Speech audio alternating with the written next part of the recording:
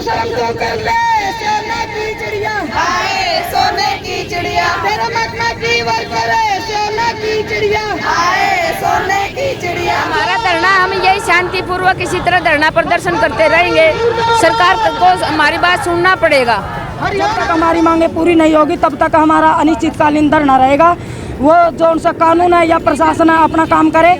Anganwadi worker helper union है, उनकी जो सी कमेटी है, हम अपना काम करेंगे। के लिए बोल रही हैं तो सर उसके लिए ट्रेनिंग भी चाहिए, हर चीज़ चाहिए। जब हमें गवर्नमेंट एम्प्लॉइज़ कर दोगे तो हम हर चीज़ करेंगे। अब सैलरी हमें टाइम पर नहीं देते, जितनी देते हो कभी दे दी कभी नहीं दी। 2-2 3-3 महीने तक हमें सैलरी के लिए भी वेट करना पड़ता है। किस आपकी मुख्य मांग क्या है? हमारी मुख्य मांग है सरकारी कर्मचारी का दर्जा देना। हमारे को कम से कम डी ग्रेड का जो वेतनमान है वो दिया जाए। और रिटायरमेंट हो रही है उस पर पेंशन दी जाए। रिटायरमेंट पे एक मुफ्त राशि भी दी जाए, क्योंकि रिटायर हो रही है बहनें, उन्हें कुछ नहीं मिल रहा है। और एक काम लगाया है पोषण ट्रैकर ऐप का, जो फोन में हमारे पर काम करने के लिए दबाव बनाया जा रहा है कि आप फोन में ऑनलाइन काम करेंगे। अब 4-5 घंटे फोन लाइन काम करेंगे, उसके बाद रजिस्टरों में काम करेंगे। और हम सरकारी कर्मचारी भी नहीं हैं, तो हमारी मांग है कि अगर फोन पे ऑनलाइन काम करवाना है तो पहले सरकारी कर्मचारी का दर्जा दे। जब तक सरकारी कर्मचारी का दर्जा नहीं मिलता तब तक हमें फोन पे ऑनलाइन काम पे सरकार रोक लगाई। धरना 8-10 दिन से चल रहा है। हाँ जी। आप यहाँ धरने पे आते हो, छुट्टी लेके आते हो या वैसे ही आते हो बिना छुट्टी? अभी लॉकडाउन है जी। हमारे से मैडम जो रिपोर्ट मांग रही है, जो बच्चों की रिपोर्टें मांग रही है, वो रिपोर्टें हम दे रहे हैं। पहले भी हम घर से दे रहे थे रिपोर्टें। अभी हमने मैडम को मेरी तरफ से मैंने छुट्टी दी हुई है कि मैं धरने पे हूँ। अच्छा, आप ये जो सारी आती है छुट्टी लेके आती है? हाँ, ये अपने अपने ब्लॉक में मैडम को लेके दे के आती है कि हम धरने पे जा रहे हैं। एक दिन आता है एक ब्लॉक, एक वर्कर एक दिन आई है। जैसे अभी तक तो एक ही दिन आए हैं, तो वो अपने हिसाब से अपने अधिकारी को लेकर दे के आए। तो आपकी मांगे मानी नहीं जा रही, तो कब तक आपका धरना ऐसे ही जारी रहेगा? क्या है आपका जो अगला कदम क्या रहेगा? हमारा धरना, हम यही शांतिपूर्वक इसी तरह धरना प्रदर्शन करते रहेंगे। सरकार को हमारी बात सुनना पड़ेगा। सरकार ने जो प्लानिंग की हुई है ठेका पर था कि उसके ऊपर सरकार सोच विचार जरूर करेगी। और जब तक नहीं करती है, महीना लगे 2 महीना लगे, क्योंकि हमारा जो रोजगार है इसको खतरा है। इतनी महिलाएं जो काम कर रही हैं 6-6 महीने से पे नहीं आ रही है। भारत सरकार कभी बजट देती है, कभी हरियाणा सरकार। मुख्य मांग तो ऐसे हमारी 17 है जी। 17 के साथ साथ एक मांग और जुड़ गई, हमारी आंगनबाड़ी सुपरवाइजर जो आका झूठा हमारा धरना प्रदर्शन में आती है, आका मेरी बाजू पकड़ती है। ऐसे उसके साथ उसका पति भी है। पहले हम पता नहीं था भाई उसका पति है, बाद में पता चला वो उसका पति है। आका वो डराती धमकाती है और वो हम पे टर्मिनेट करने का वो आरोप दिखाती है। या मैं पीओ, ये ऐसे बोलती है कि मैं पीओ ने भेजी हूँ, अगर आप नहीं उठोगी तो यहाँ से धरने स्थल से तो आपके खिलाफ कार्रवाई की जाएगी, सख्त कार्रवाई की जाएगी। और आपको 3 लेटर निकालूंगी मैं, क्योंकि मैं पीओ ने भेजी हूँ। पीओ या सीडीपीओ हमारे विभाग की मंत्रियों की मिलीभगत बता रही थी मैडम ऐसे, भैया यह धरना ख़त्म करो, यदि ये धरना ख़त्म नहीं करना तो मैं आपके खिलाफ कार्रवाई करूंगी, 3 लेटर निकालूंगी, उसके बाद आप टर्मिनेट कर दी जाएंगी। कौन कहते हैं आपके? ये हमारी जौन सी कुलतान सुपरवाइजर, अन्नू सुपरवाइजर ये बोलती है। अच्छा, हाँ जी। यही सवाल मैं आपसे पूछने वाला था, चलो आपने बात शुरू कर दी। और क्या कुछ कहना चाहोगे आप?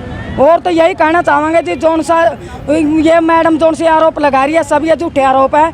वहाँ CID भी है जी, वहाँ पुलिस बल भी भारी संख्या में वहाँ पर उपस्थित है।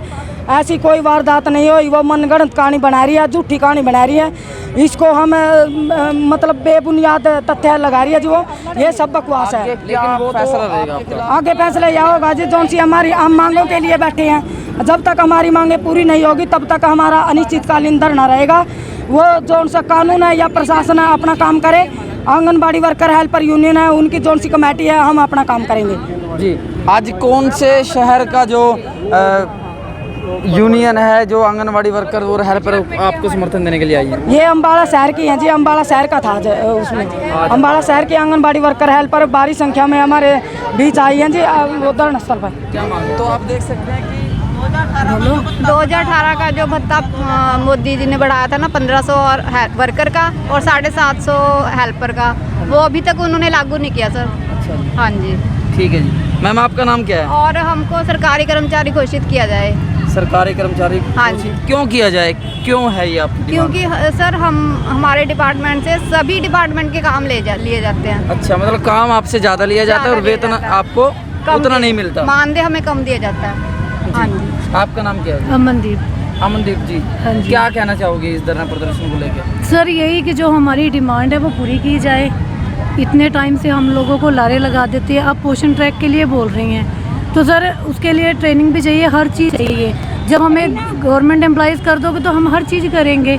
अब सैलरी हमें टाइम पर नहीं देते, जितनी देते हो कभी दे दी कभी नहीं दी, 2-2 3-3 महीने तक हमें सैलरी के लिए भी वेट करना पड़ता है। तो डिमांड तो सर बहुत ज़्यादा है, बट हमारी कोई नहीं सुनता, कोई सुनवाई नहीं, इसीलिए हमें मजबूरन होकर धरना देना पड़ता है। वरना हम लोगों को भी शौक़ नहीं है ऐसे सड़कों पर बैठना, हम भी मजबूर होकर बैठते हैं अपनी मांगे पूरी करवाने के लिए। तो सरकार को कुछ तो सोचना चाहिए। एक तरफ से तो बेटी बचाओ बेटी पढ़ाओ का अभियान चलाते हैं और दूसरी तरफ से बेटियों को ही सड़कों पे बिठा रखा है। जी, आप देख सकते हैं कि मैडम जी झूठे केस बना देते हैं। और ये मुकदमा भी दर्ज होगा आपका।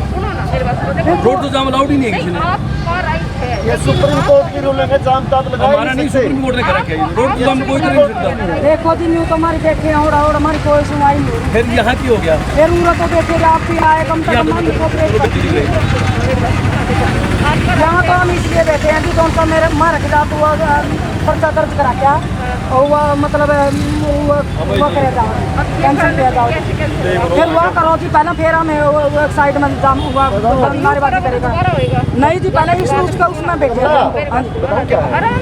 इसका समर्थन हो जाएगा। लेकिन आप दोबारा बैठे दोबारा फिर आपके पर्चा क्या फायदा है? आप करते नहीं हो, पर्चे तो कितने हुए होते हैं?